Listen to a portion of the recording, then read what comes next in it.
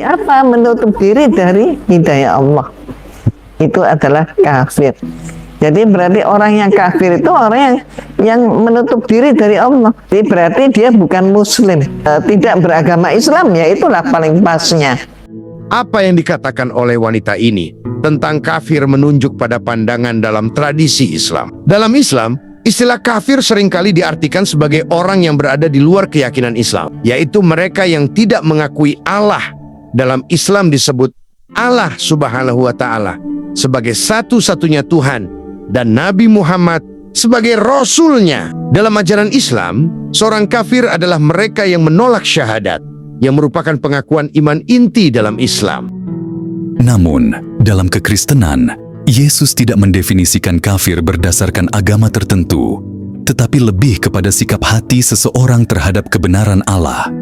Dalam pengajarannya, Yesus berbicara tentang pentingnya iman kepadanya sebagai satu-satunya jalan keselamatan, seperti yang dinyatakan dalam Yohanes 14 ayat 6. Akulah jalan dan kebenaran dan hidup. Tidak ada seorang pun yang datang kepada Bapa kalau tidak melalui aku. Meskipun Yesus berbicara dengan jelas tentang konsekuensi tidak percaya kepadanya, dia juga menekankan kasih dan panggilan untuk menjangkau semua bangsa, termasuk mereka yang tidak mempercayainya. Dalam Matius 28 ayat 19, Yesus berkata, "Pergilah, jadikanlah semua bangsa muridku dan baptislah mereka dalam nama Bapa dan Anak dan Roh Kudus." Ayat ini menunjukkan bahwa keselamatan dalam Yesus Kristus terbuka untuk semua orang, terlepas dari latar belakang mereka. Tidak ada satupun yang dikecualikan dari kasih dan undangan Allah. Yesus tidak memandang kafir berdasarkan agama, etnis, atau kebangsaan, melainkan berdasarkan iman dan respons hati seseorang terhadap kebenaran Allah. Seperti yang dikatakan dalam Yohanes 3 ayat 16. Karena begitu besar kasih Allah akan dunia ini, sehingga Ia telah mengaruniakan anaknya yang tunggal, supaya setiap orang yang percaya kepadanya tidak binasa, melainkan beroleh hidup yang kekal. Dengan kata lain, siapa saja yang menolak Yesus sebagai Tuhan dan Juru Selamat, berada di luar keselamatan yang Allah sediakan melaluinya. Namun, panggilan Injil adalah membawa terang kepada semua orang, termasuk mereka yang saat ini belum percaya. Salam, saudara-saudari terkasih dalam Kristus. Selamat kita berjumpa kembali dalam renungan sore ini. Saya berdoa semoga saudara semua dalam keadaan baik, sehat, penuh sukacita, kuat dalam iman, dan selalu berlimpah berkat Tuhan.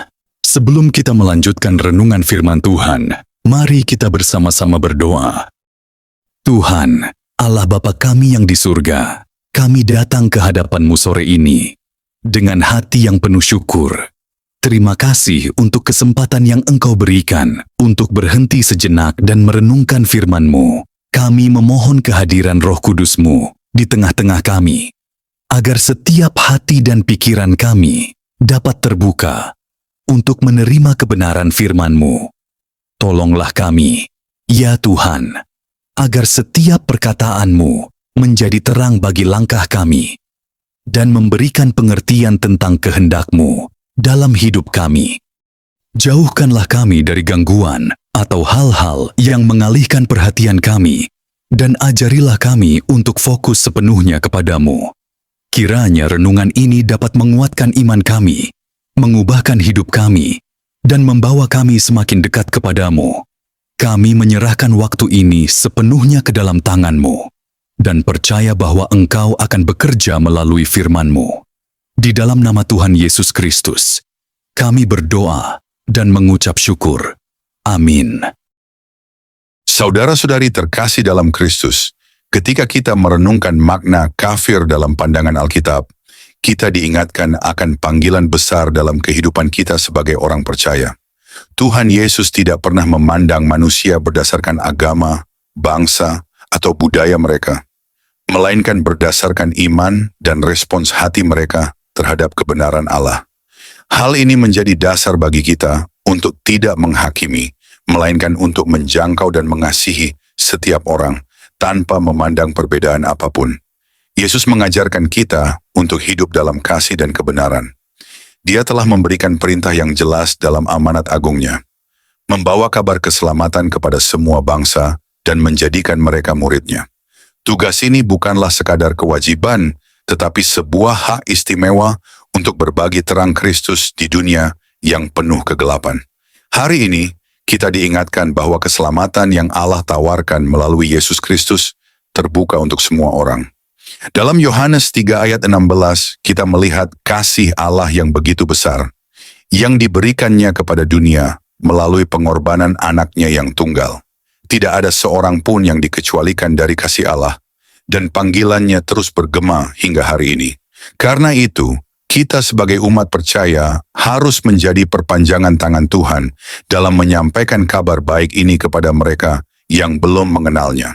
Renungan ini juga menjadi ajakan bagi kita semua untuk memeriksa hati kita masing-masing.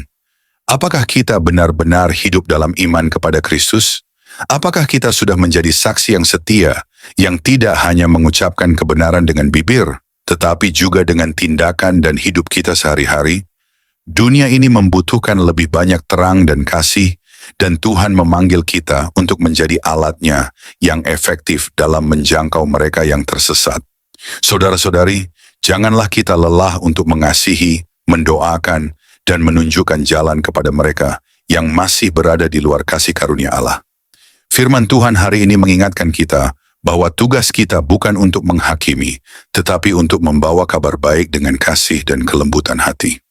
Marilah kita terus setia dalam melayani Tuhan, berjalan dalam iman, dan hidup dalam kebenaran.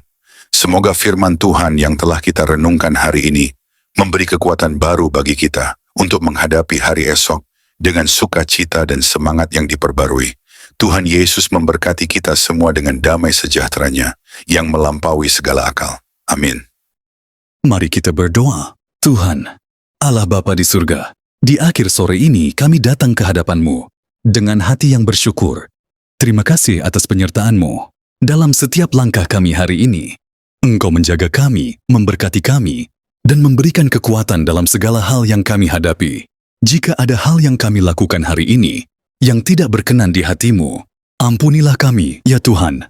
Sucikan hati kami, dan ajarilah kami untuk hidup semakin sesuai dengan kehendak-Mu. Kami menyerahkan seluruh kelelahan, kekhawatiran, dan pergumulan kami kepadamu. Biarlah Engkau yang memberi kami damai sejahtera dan memulihkan jiwa kami. Saat malam tiba Bapa, penuhilah dengan kehadiran-Mu dan berikan kami istirahat yang tenang, agar esok hari kami bangun dengan semangat baru untuk melayani Engkau. Lindungi kami sepanjang hari ini. Lindungi keluarga kami, saudara-saudari kami, dan juga yang mendengarkan renungan firman Tuhan sore ini. Jauhkan kami dari segala mara bahaya.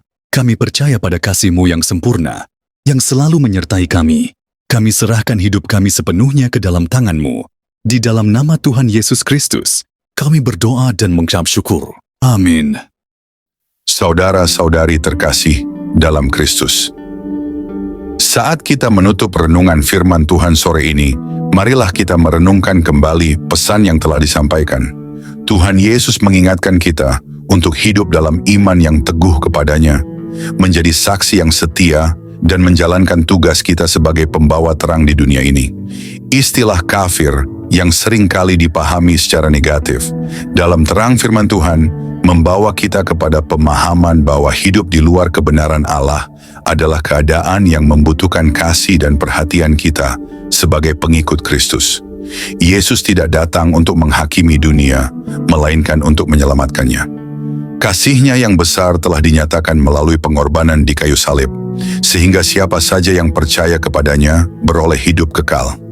Kita dipanggil untuk melanjutkan misi kasih ini, menjangkau semua orang dengan Injil yang membawa damai dan pengharapan.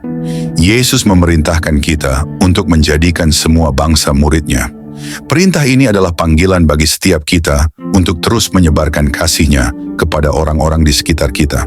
Saudara-saudari, dunia ini penuh dengan tantangan dan kegelapan, tetapi kita memiliki Yesus sebagai sumber terang kita. Jangan pernah lelah untuk mengasihi dan melayani. Biarlah kehidupan kita menjadi kesaksian nyata tentang kasih dan kebenaran Allah. Setiap tindakan kecil, Setiap doa, setiap kata penghiburan yang kita sampaikan bisa menjadi alat Tuhan untuk menyentuh hati mereka yang belum mengenalnya. Sebagai bagian dari komunitas iman, marilah kita terus saling menguatkan dan membangun satu sama lain dalam firman Tuhan. Jadikan waktu ini sebagai momen untuk memperbarui komitmen kita kepada Tuhan, untuk terus hidup dalam kasih, kebenaran, dan pengharapan. Jika Anda merasa diberkati oleh renungan ini, kami mengundang Anda untuk menyukai, like, berlangganan, subscribe, dan membagikan, share, renungan ini kepada orang-orang yang Anda kasihi. Dengan membagikan pesan ini, Anda menjadi bagian dari pekerjaan Tuhan untuk menjangkau lebih banyak jiwa yang membutuhkan kasih dan kebenarannya. Jangan lupa, tetaplah bergabung dengan kami dalam setiap persekutuan firman Tuhan, baik secara pribadi maupun bersama saudara-saudari seiman lainnya.